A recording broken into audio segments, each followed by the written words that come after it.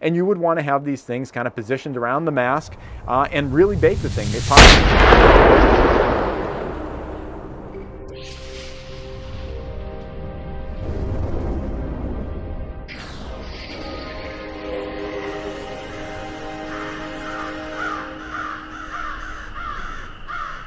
Hey everybody, this is Praxis, and if you're watching this video, you either did a search for how to clean an N95 mask or you watched an earlier video of mine about that very same topic. In the other video, I was addressing how to clean an N95 mask for the purpose of being in a dust, debris, and ash environment. I made that back when there were a lot of wildfires in California and there were a lot of people with plugged up masks, and I wanted to help people with an easy technique that just use tools that people had access to, which was running water through the masks, to try to flush the masks out so they could get more life out of them.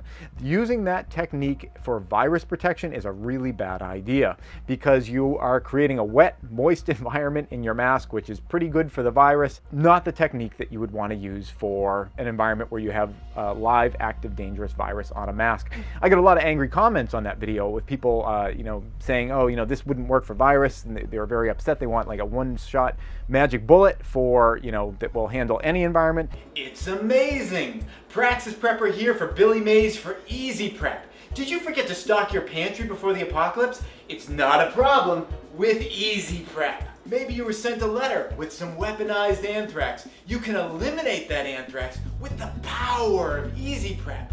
And what about a foreign military incursion? It's no problem with Easy Prep. That's just silly. If you're in an environment, in an emergency situation, and you're trying to do the best you can with what you have, depending on what that emergency is, there are different approaches that you can use. If you do want a magic bullet, there is one, and it's called prepping. If you had stocked up a bunch of masks ahead of time, just having a lot of masks will solve your problem, whether it's dust or ash or virus or whatever. But for this video, we're presuming that people have missed the boat on that one. They didn't stock up ahead of time, and now you're in a situation where you don't have as many of these as you would like, and you want some way to clean them, sanitize them, make them so that you can stretch their use longer than you would otherwise. Now, I do have an answer to that, though I will say that it's not these aren't things that I've personally tested myself. They're just logic and research that I've done. I'll just be totally honest about it. I have never had a day where I thought to myself, geez, I'd really like to infect this mask with virus and then try to clean it and then put it on and see if I get sick. There hasn't been a week where I'm like, yeah, I got nothing else going on this week. I'd like to give that a try. So I have not done a personal experiment with this myself, but I am going to be sharing with you techniques and tricks and information that I have picked up through research, and again, just common sense. Now, again, common sense suggests that if you're in a virus environment, you don't want to be making your mask moist. That's a good environment for, especially the coronavirus seems to last longer on cool, moist surfaces. You don't want your mask being cool and moist. The best thing that you can do, and I would suggest if you have any means to do this, this would be the top technique if you can't get a ton of masks. If you can just get yourself a week's worth of masks for each person in your home, and you can take the mask and kind of rotate them. Coronavirus seems to like it will last on a surface for up to 5 days, maybe even longer than that. The information's still developing, at the time of this video's recording. But a great way of killing the virus is to just let it die on its own. I love it when I can use Mother Nature to do my work for me. And if you take a mask and you put it in maybe an environment that's not cool, in an environment that's not moist, put it in a dry, kind of warm environment, and let it just sit there for 5 days, the viruses are going to they won't have a host, they're going to die on their own. That said, you may want to speed the process up, and you may want a little extra insurance, and there are some things you can do to try to help to clean your mask off, in addition to just letting Mother Nature do her job. One of them, and I would say my top suggestion, would be UV light. Now these are UV lights that are used for sterilizing shoes. I use them for my boots in the winter so I don't get athlete's foot. These have very intense lamps in them. There is UV sterilization equipment, and that would be what you would need to get. At the time of this video recording, there are not a ton of people going out there trying to buy that kind of stuff. So there's not a run on it. If you realize that you missed the boat on stocking up on masks and you don't want to miss the next boat, you may want to get some UV sterilization equipment. There's a link down in the video description below if you want to pick something up. Again, the prices are normal now. There's not a run on this stuff yet. So if you would like that, you could take a couple of these. And again, it has to be sterilization equipment. You can't just get like a full spectrum aquarium light, or some kind of like a UV flashlight or something like that and expect for that to work. You want to buy something that has warnings all over it that you shouldn't look at the light while it's on. It's really intense. That's what you're looking for. And you would want to have these things kind of positioned around the mask and really bake the thing. Possibly even put it in kind of like a reflective dome, like a shiny mixing bowl or something, to really get the light all banging back into the mask. You really want this stuff to to bake your mask and kill or inactivate anything that is in there. Right, so I've been editing the video that you're watching right now, and as I was putting it together, I realized that there was something really, really important that I didn't directly mention, and it seems kind of common sense to me, but I feel it's so important I wanted to mention it really overtly, and that's the idea of having zones. If you're in your house and you want to keep your house clean, and I don't mean, from dust, debris, and toys on the floor, but, from virus or contamination, and you're coming in from the outside where you're fearing that you might be bringing contamination in with you, you need to divide your house's areas up into the idea of zones, where there are going to be some zones in your house or outside your house, if you can create a temporary structure or something like that, where they're going to be considered kind of hot zones. And you're going to need to think about that and have control over those areas and not have things crisscrossing and cross-contaminating. When you bring a mask in and you're going to be cleaning it, you have to consider that to be a dangerous item. That is a hot item, and you need, wherever you put that down, the area that you're putting that down in itself has to be considered a hot area, a dangerous area, and you need to make sure that things are not moving from one area to the other until they themselves have been cleaned and sanitized. You can do that with a cloth and bleach and water. This is something that's really handy. I just bought a bunch of these. These are just quick, easy bleach wipes. I'm going to be, when I travel, in addition to, or possibly instead of using hand sanitizer, I'm thinking about starting to use these when I get back into my car after I've been in a public place, to clean up my hands, clean up the steering wheel, anything that I might fear could have some contamination. That'll give me the peace of mind that I've stepped out of the hot environment, and now I've created kind of a cool environment, if you will.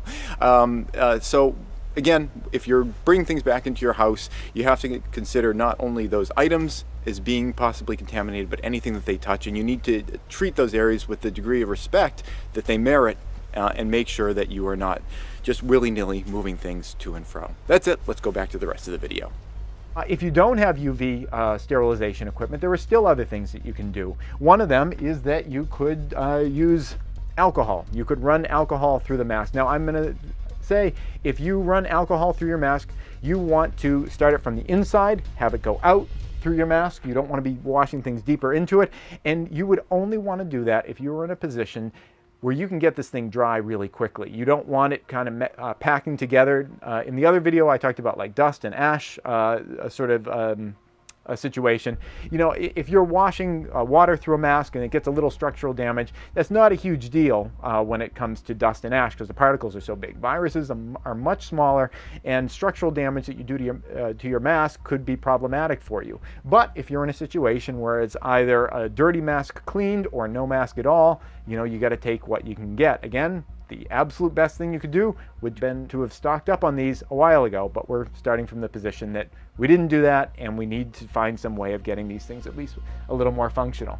Another thing that you can do, very easy to get, is bleach, is to run bleach through these. Again, you don't want to put pure bleach through when you want to run it through quickly, and you want to dry it out as quickly as possible. There would be bleach and water mixed that you would do in here, but the key is run it through, kill what's in there, and then get this thing dry. If you have a dehumidifier running, set it in front of that. Set it in front of a window with a fan blowing across it. Right now, where I'm recording this, it's winter. You're not going to put it outside on a line to dry, but if you live in an area where it's warm, sunny, and dry, you could line dry something like this, and you want to get it dry as quickly as possible. And the last thing I would want to share with you guys is that an N95 mask is not, you should not consider the idea that you take one of these, you put it on your face, and then suddenly you're safe. This is one line of defense in a number of different lines of defense that you need to implement.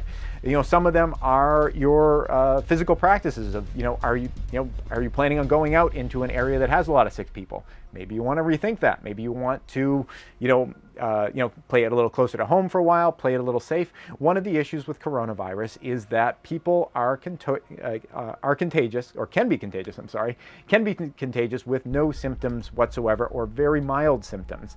That's the real problem with this virus and containing it, is the fact that people can spread it without even knowing that they have it. So, are you planning on going out into a big public place, where there might be a lot of possible cross-contamination?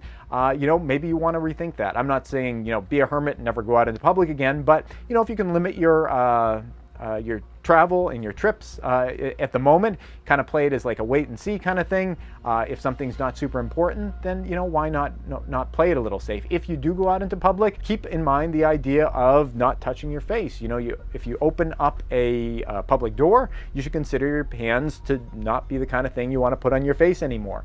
You want to be practicing washing, ideally with soap and water. You can do that out in a public space. You got to be careful going into bathrooms. Use your elbow as much as you can.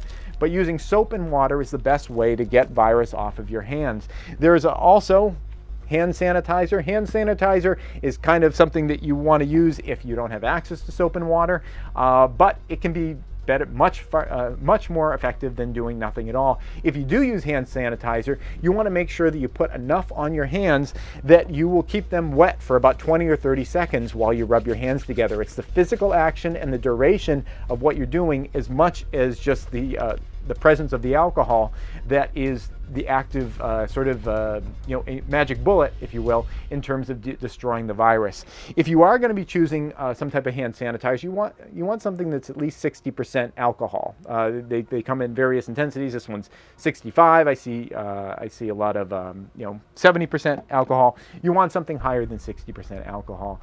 But really, it's all about making smart decisions. Everybody is doing a run for these right now, because it's iconic, it's simple, they used to be cheap, but there are so many things that you can do, and even if you don't have any of these, there is still so much you can do to try to modify your behavior, modify your life for a little while, to keep you and keep your family safe. So good luck out there. Make smart, logical decisions. Do research. Don't just look at this video and think you're done with it. There are a lot of other great information sources out there. I'll put some links down in the video description below to some other YouTube channels that I think are doing really good work on this, spreading fact-checked information that seems highly credible.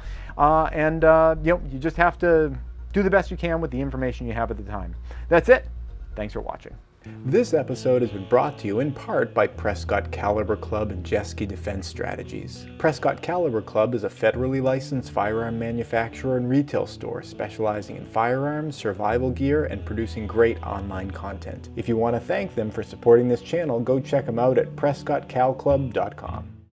Please subscribe and tune in every Friday at 4:30 New York time for a new video. And if you'd like to support this channel, you can do so both through Patreon or PayPal.